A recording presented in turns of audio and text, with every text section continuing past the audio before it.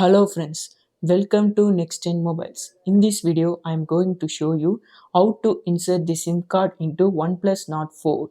Let's get start the video. Before inserting the SIM, it's important to check the SIM options in the settings.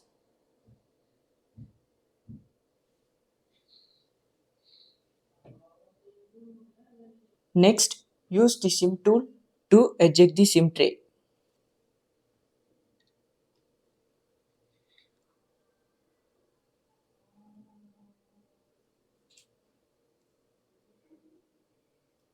This device supports dual SIM, so you can insert one or two SIMs as needed.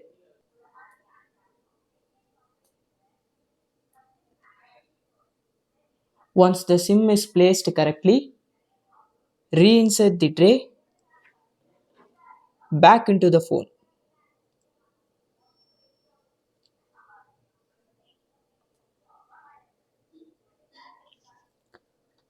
After the SIM is inserted, you can check the SIM options in the settings to confirm everything is set up correctly.